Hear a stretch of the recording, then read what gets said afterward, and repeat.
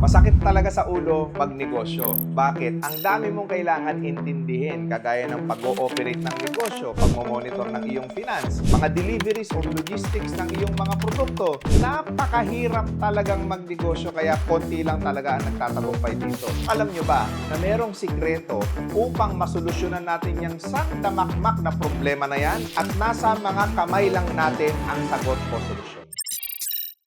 Nagpunta tayo dito sa opisina ng Simplified Business Consultancy at kakausapin natin ang Vice President ng kumpanya na siya namang tumutulong sa maraming negosyante na ma-automate ang negosyo ng kahit hindi kailangan ng physical presence mo.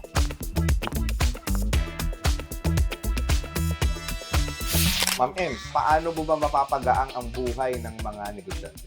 Sa nakikita ko kasi, boss, sobrang hirap mag-asikaso ng back-end. Ano yung back-end? Yung mga paulit-ulit nilang ginagawa, inventory, pagbibilang sa financials nila, pagmamonitor ng mga empleyado nila. Madalas, nauubos ang oras ng isang negosyante at isang business owner dahil lang dun sa mga bagay na yun. Okay. Na kaya naman pala i-digitalize or i-automate para hindi na nila kailangan isipin, hindi na nila kailangan mag-compute kasi nag-automatic siya, including yung mga production, especially for those na merong mga raw material. So, ibig sabihin, itong sistema nyo na ito, gamit na gamit ito ng nasa franchising business, manufacturing business, food industry business. Kung gusto nilang i-automate na rin yung menu nila, pwede ba yun? Yes, pwede po yun. Meron tayong tinatawag na menu builder, meron ding product builder, na ginagawa po namin yan. Kasi ang maganda dito is customized and tailored fit Ultimo services, boss, na automate na rin siya. Kayang i-automate ang services? Kaya, boss. As long as meron tayong process, tinitignan namin on how we can streamline yung pinaka-process nila. Pwede kasi siyang ma-duplicate. Okay. Na automate namin siya para yung step-by-step process on how they do the services, naka-automate na siya. May project management na natatrack nila. Makikita pa nila yung timeline. Gaano ba katagal natatapos ang isang service? And mas natutuwa si customer kasi may transparency sa kanila. Hindi, readily available na yung mga POS dyan sa labas eh. POS din ba yan? Hindi talaga siya POS, boss. Although may part siya on sale. So we call it the Integrated Business Management System. Ang IBMS kasi, it's on the back end. Usually, ginagawa talaga namin is end-to-end na. From the time na ma-receive ni business owner yung raw materials niya or yung supplies niya, bilang na yon, may inventory na yon, hanggang sa production, pag-fulfill ng order hanggang makarating kay customer. Lahat yon makukuha din sa financials, yung gross mo, yung net mo, yung wastage mo, very important. Malalaman ngayon ni business owner kung gaano kalaki ba yung nawi-waste niya, especially on raw materials. Paano yung nangungupit? Yung nangungupit, boss, makikita rin talaga. Lahat ng mga empleyado may login sila. Paano yung late pumasok sa trabaho? Makikita din kasi meron din siyang attendance. Kahit anong gusto ni business owner, pwede namin ilagay sa system because it's customized. Marami namang mga system provider dyan sa labas na po pwede nilang pagkunan or i-download na app. Marami na yan eh. So anong difference nung ino-offer ninyo para sa mga business owners natin? Totoo yan, boss. And kami, we appreciate also yung mga ready-made na mga systems. However, hindi kasi siya fit sa lahat ng businesses.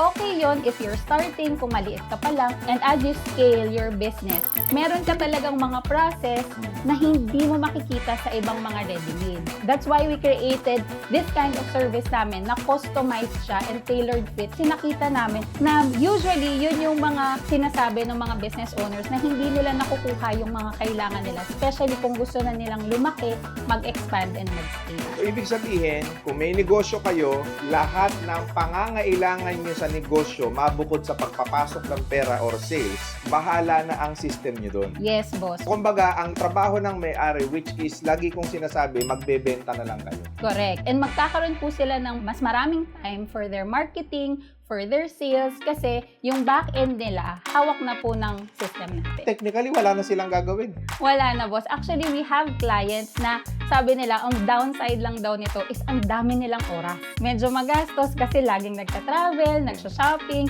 kasi wala na silang kailangang problemahin dahil nandito na lahat sa system. Anywhere they go, app na siya, boss. Pwede siya sa computer, pwede siya sa laptop, pwede siya sa tablet. So, it's compatible on all devices. Kahit nasa ibang bansa sila, titignan lang nila real-time ang update nun kasi we're cloud-based. Kita nila lahat ng nangyayari. Grabe yung transparency and grabe rin yung transformation.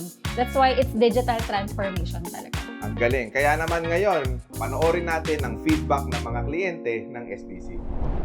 Hello, Miss Choi here. I am the owner and founder of Her Choice PH. And now, nagplan kami na magdagdag ng new business model. Napakaswerte po namin kasi nakilala namin ang Simplified Business Solution. Sila po ang gumawa ng app namin. Actually, andito kami ngayon sa Japan and no hassle from inventory, from financial aspects, from orders of our IBOs. So lahat ng lahat ng nangyayari sa business namin kahit na andun sa Pilipinas at andito kami sa Japan, natatrack namin through the app. Napaka-expert po nila, nagawa nila, and they give more than what is asked of them. Sobrang professional. May mga dinagdag pa kami sa app, pero sila yung kusa pumunta sa opisina, sila yung nakipag-usap sa aming mga staff without hassling us. Alam niyo yun, sobrang swerte namin kasi Simplified Business Solutions ang aming natap. If you are looking for an app developer, you should avail the service of SBC or Simplified Business Corporation.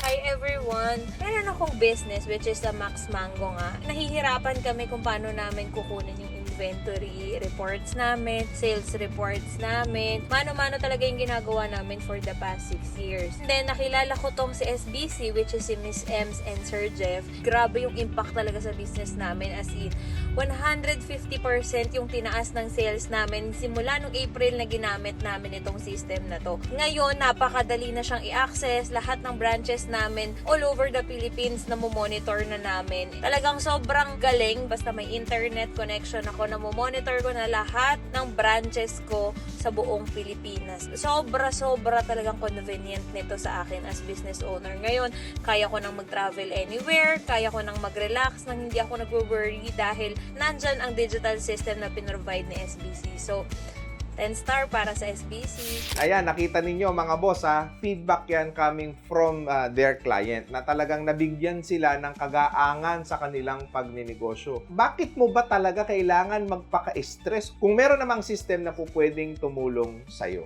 Halos lahat ng negosyante, ito yung gusto nilang mangyari. Gusto nilang bumili ng peace of mind. And time. Oo. Final words, Boss M, sa mga followers natin.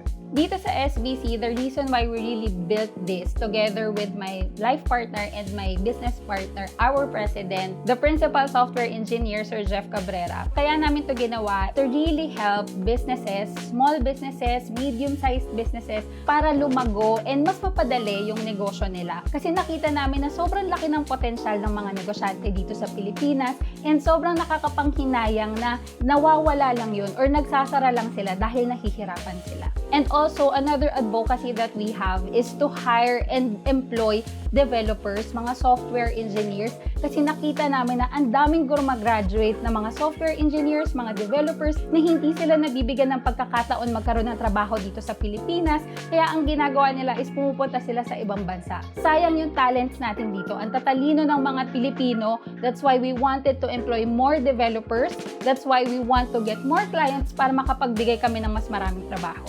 Maraming salamat, Boss Ems, and I hope na marami ka pang matulungan na business owners. Ayan. So, magkita-kita tayo sa susunod na vlog.